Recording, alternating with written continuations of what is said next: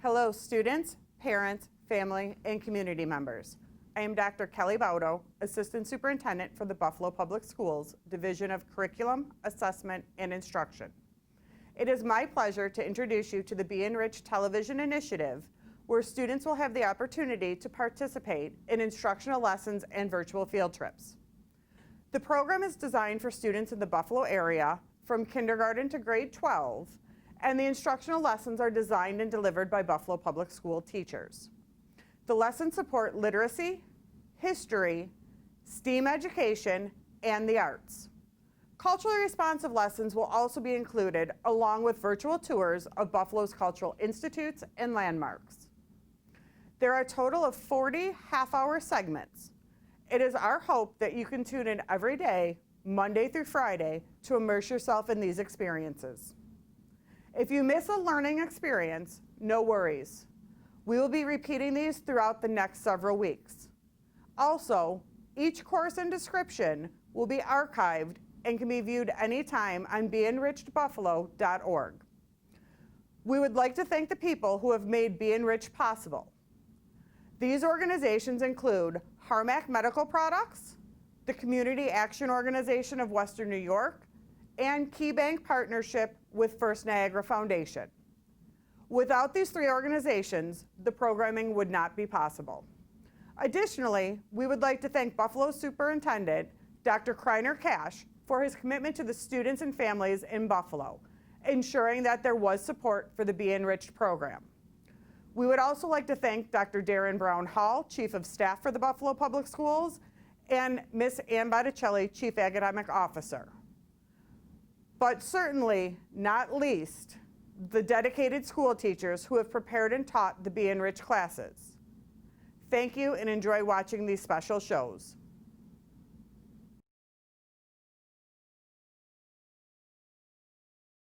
Hi, my name is Mark Warner. I'm an art teacher in the city of Buffalo. I primarily teach K through 8, and prior to being an art teacher, I was actually a graphic designer. Now, one of the most important tools that I used in the field of graphic design and teaching art is a sketchbook. Sketchbooks are very important. It's a great place where you can keep your ideas, jot things down, make rough drafts, and I wanted to talk to you guys today about a sketchbook. And today's activity will be making your own sketchbook. But before we get into that, let's talk about different sketchbooks and the different things that you can do with them. Now, they come in a variety of sizes. They can be big, they can be small, they can be made out of cork, they can be spiral bound, and they can be the size of a full book. But they all serve the same purpose: a place to keep your ideas down and a place that you can fill it up with anything that you can think of. Now behind me is another artist's example of their sketchbook. And I'm going to show you a few different design ideas and things that you can do with your sketchbook, and how I used one as a graphic designer to work out all of my thoughts before I came up with a final product. Now behind me, this one is about the size of a full 8.5 by 11, and this artist primarily used an ink pen. Now here are a bunch of different layouts of a pocket-sized sketchbook that one of my favorite illustrators, Aaron Draplin, uses to work out all his ideas. He's got shopping lists, he's got sketches for designs, thumbnails for posters that he's going to work on. He's put stickers in there, he's used pencils, pens, markers, quick little ideas. Nothing fully fleshed out, but it's just a way that he can get all his thoughts down on paper. This is a great page. As a designer, I made a lot of logos and t-shirts and posters, and before I come up with my final idea, I need to figure out how everything is going to be placed, where everything's going to fit, and I use my sketchbook as a way to do that. As we can see in one of these examples here, he was working on making a S-shaped logo, and he's got a couple of different ideas that he was able to work out before he settled on something that he was very happy with. he ended up going to a more geometric shaped S instead of one with arrows. And you can see where he was figuring out what is going to work best with the design that his client wanted to use. And that's what we can use sketchbooks for. We can take them on the go and we can use them to work out all the different things before we finalize and we decide on one that we really like. Now this example down here is one that he was using to come up with a company that was going to use a hat-shaped logo. And this one over here is one that he was using, it looks like, for a Portland sports team. And he was going to be using some sort of a hawk. But every page is different, and he's filled up every single page with ideas. And as a designer, I've done the same thing. I've used my sketchbooks. These little field notes are actually the same one that he uses to sketch out and come up with my own ideas for different logos that I am working out with. This one was for a sports team in Syracuse. Again, it was a letter S shaped, and I figured out which ideas that were going to work best. And then I can take those and then bring them over into a computer or another digital device to be able to work them up into a better final product to be able to show my client or my peers. Now, what we're going to be doing today is making our own sketchbook. Sketchbooks can be very expensive, but they don't have to be. And if you can take something that you already have laying around the house and just change the way that it looks to be able to bring it with you, you can have many sketchbooks to take with you on the go that'll fit right in your pocket. And all you'll need to be able to make one of these is a sheet of paper and a pair of scissors. And with that, you'll be able to have an 8 to 16 page sketchbook that you can put right in your pocket. And once you have them made, you can have them laying all over the place, and then you can put them together and you can make a bigger, complete sketchbook out of it, or you can have a bunch of little different ones lying around to use at your leisure. And that's going to be the main focus of everything that we're going to be looking at today.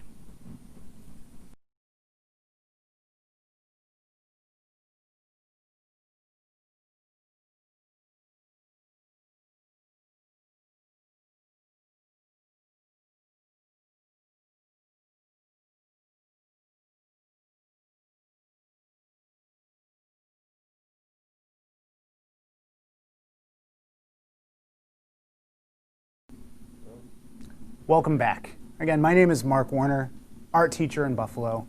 And prior to teaching art, I was a graphic designer. And I have with me some examples of my own sketchbooks and the importance of them and how I take a product that goes from an idea into something that becomes finished, that is published, and is available for everybody to see.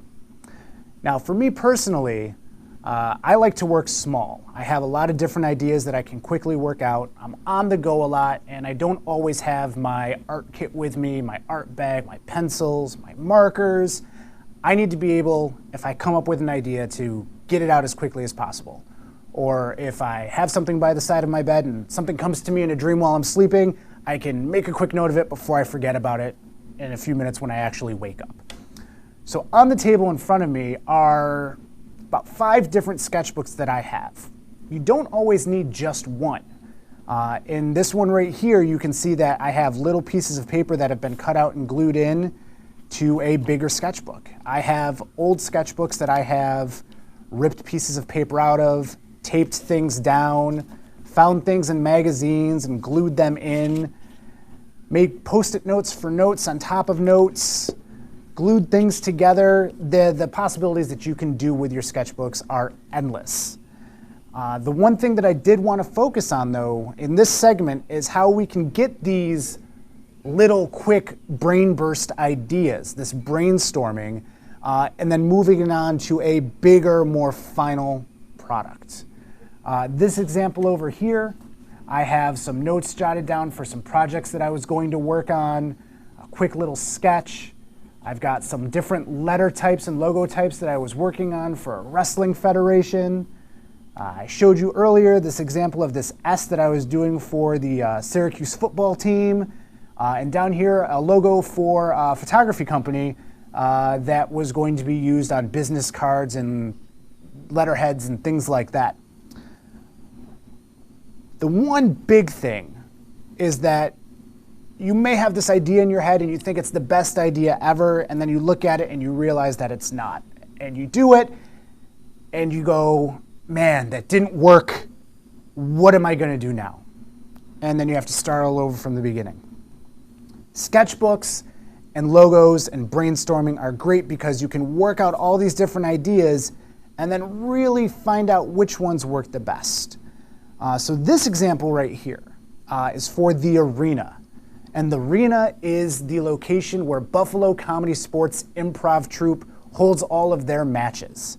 They do improv games, they are fantastic to watch, and they reached out to me so that they could advertise and show everybody where they're at. So I talked with the guy who was running the place, and he told me what he was looking for.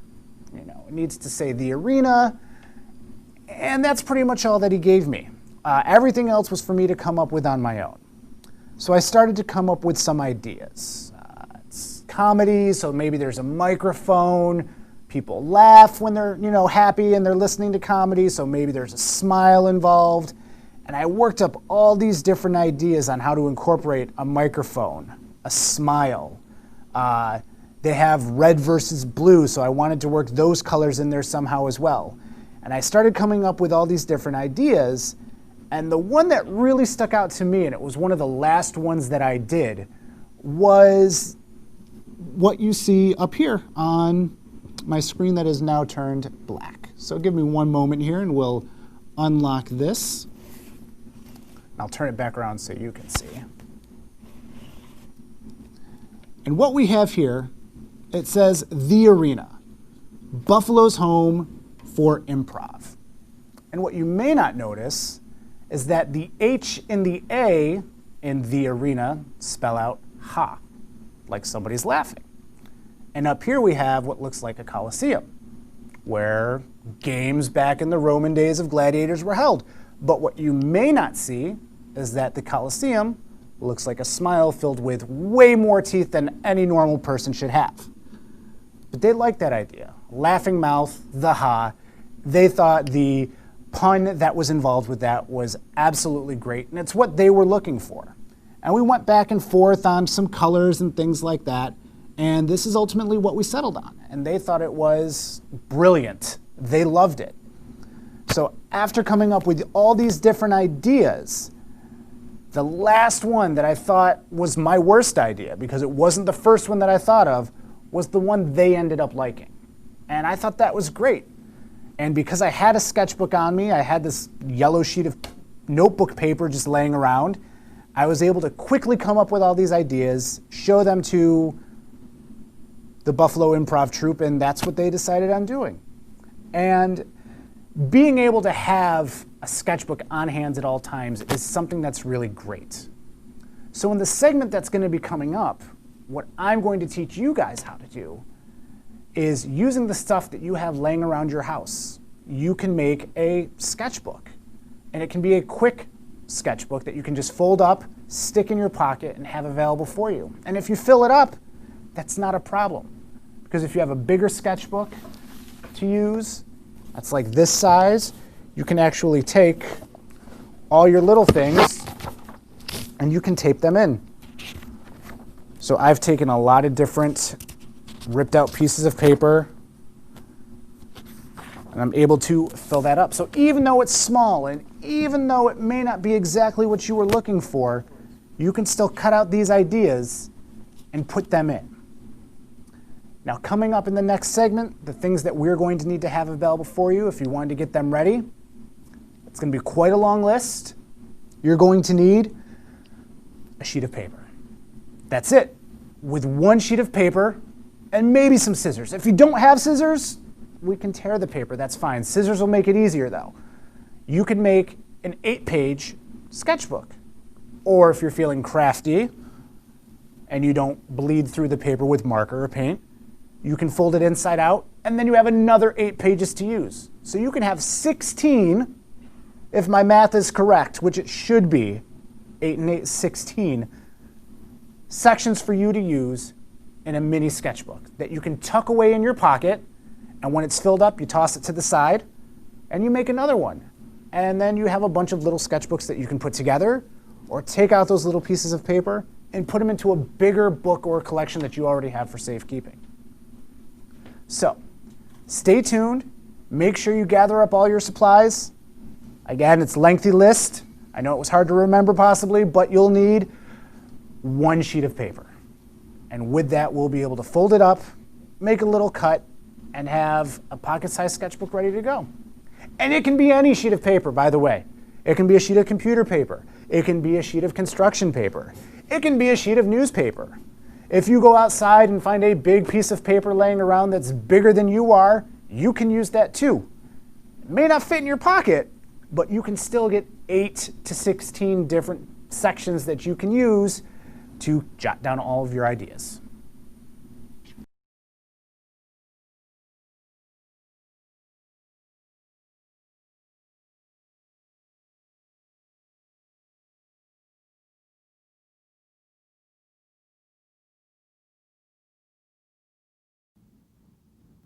Hello, students, parents, family, and community members. I'm Dr. Kelly Baudo, Assistant Superintendent for the Buffalo Public Schools, Division of Curriculum, Assessment, and Instruction. It is my pleasure to introduce you to the BeEnriched television initiative, where students will have the opportunity to participate in instructional lessons and virtual field trips. The program is designed for students in the Buffalo area from kindergarten to grade 12, and the instructional lessons are designed and delivered by Buffalo Public School teachers. The lessons support literacy, history, STEM education, and the arts. Culturally responsive lessons will be included along with virtual tours of Buffalo's cultural institutes and landmarks. There are a total of 40 half-hour segments. It is our hope that you can tune in every day, Monday through Friday, to immerse yourself in these learning experiences. If you miss a class, no worries. We will be repeating these throughout the next several weeks. Also, each course and description will be archived and can be viewed at any time on BeEnrichedBuffalo.org. We would like to thank the people who have made BeEnriched possible. Those include Harmac Medical Products, the Community Action Organization of Western New York, and Key Bank in partnership with First Niagara Foundation. Without the three organizations, this programming could not be possible. Additionally, we would like to thank Buffalo Schools Superintendent Dr. Kreiner Cash for his commitment to the students and families of Buffalo, ensuring that there was support for the BeEnriched program.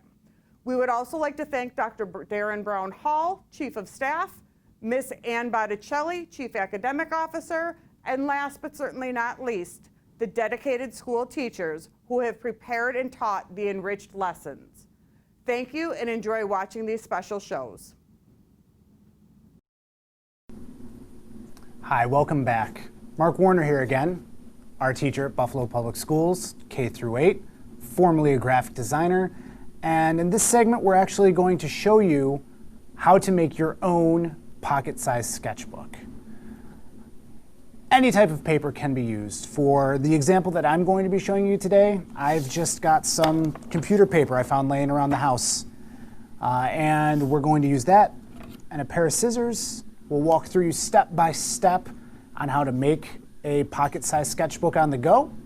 And then as an added bonus, we're going to talk about one of my favorite logos that I personally love, the logo for the NBA and how that came to be about, and how you can take something, an idea in your head, and take that from an idea, put it into your sketchbook, and then be ready to go forward with that.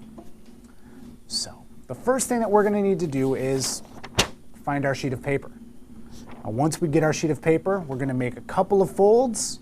We're going to cut it once, unfold it, and then refold it. It's a lot of fun, and it doesn't take a whole lot of time to do. So you can make a whole bunch of these beforehand, or if you remember that you're going out somewhere and you've got a few minutes to spare, you can make one and just tuck it in your pocket before you go. So the first step that we're going to do is we're going to take our paper and we're going to fold it in half. Just like you would if you were going to be making a greeting card or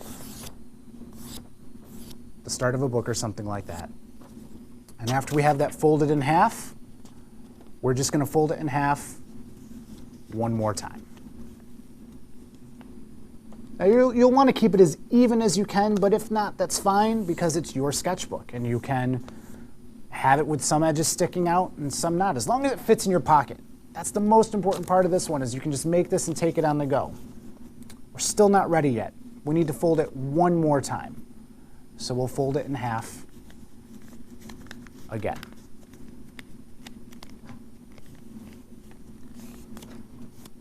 So that was 3 folds, and we should have something a little bit bigger than the size of a playing card. Now what we'll do here is we'll unfold it, and we'll unfold it, and we'll unfold it, and we'll make sure that we have the 8 different squares. Now with that again, we'll fold it up, and we just have it folded in half again. And on the side where it's the fold, so not the side that's open, but the side that's already been folded shut, there's going to be a line down the middle. And it shows you where we're going to start our cut and where we're going to stop our cut. So we'll take our scissors and we'll carefully just cut down the middle of that line until we get to the center of the paper, and we will stop. And what we've basically done is we've just made a hole, or it looks like a mouth, in the sheet of our paper. So the next step is folding it back up to make it pocket-sized. We'll take the paper the long way, and we'll fold it in half. And now we should have this mouth, or this diamond shape. And from there, we'll squeeze it forward, and it will kind of fold apart onto itself. And we'll make this little 2 sections like that. We'll fold it up, and from there, you fold it back in half until we get to that playing card size. Now with that being done, we now have 1, 2, 3, 4, 5, 6, and then the front and the back for 7, 8. We have those done. And if you fill up all those pages with ideas, you simply unfold it, turn it inside out, and fold it back the other way. And you will make your 16 page instead of your 8 page. Now that was done with just a sheet of computer paper. I tried a bunch of different examples at home before I went to bed. I found a sheet of yellow notebook paper that I made another one out of, kind of like I made for the arena design, same type of paper there. It works, it's able to be written on. I found a sheet of construction paper, which I folded up, and it works the same exact way. I've got all of those pages to use. I found a big sheet of watercolor paper laying around. So it's not quite the same size, it's a little bit bigger, but if I wanted to use paint or watercolors, I now have a thicker, sturdier paper that I can use, but it folds up the exact same way. I used a sheet of graph paper in case I wanted to try something with my design that has more geometrics. And we have our computer paper again. Now the great thing about this is you make one, you fill it up and you toss it to the side, you get another one, toss it to the side. You can take all of these different books that you have made and folded up, and when you get enough of them together, you can take them and you can bind them together, you can staple them and you can have one big book, or you can even take them and cut them out and put them into a bigger sketchbook that you already have. Now, one of the things that we want to look at is, now that you have your sketchbook made, what do you do with it?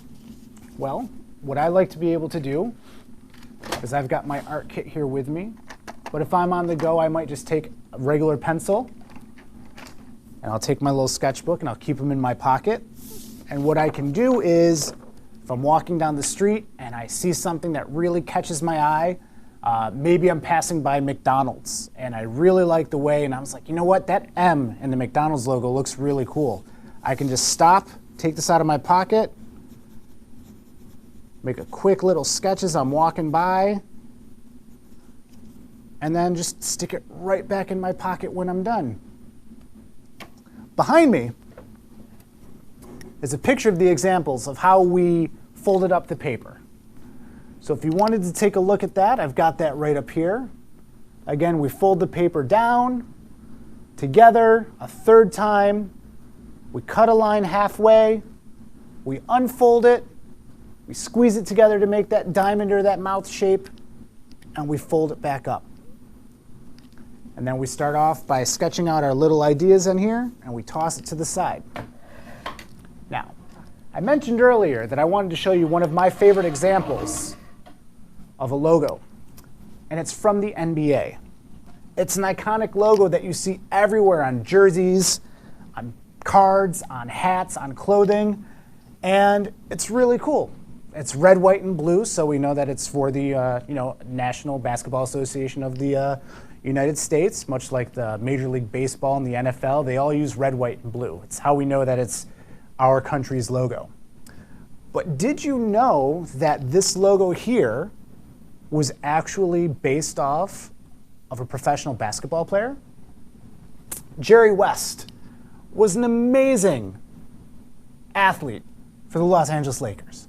And as you can see here, the graphic designer responsible for making the logo took this action shot of Jerry West, and he traced the outline of it. He made some adjustments to make it fit, but he took this iconic picture in this pose, and he was able to sketch out a bunch of different ideas until the NBA said, hey, this is what we really like. Let's make this work. And then they brought it over into their design program. They smoothed it out, added in the font or the typeface that they wanted to use, and they were able to make an iconic logo that is seen all across the world. And all it started with was a picture, a couple of sketches, some talking with the people that wanted it done, and we have the logo that you see and know and love today. Thank you very much for sticking along with everything, and I hope to see that you have lots of sketchbooks laying around everywhere else.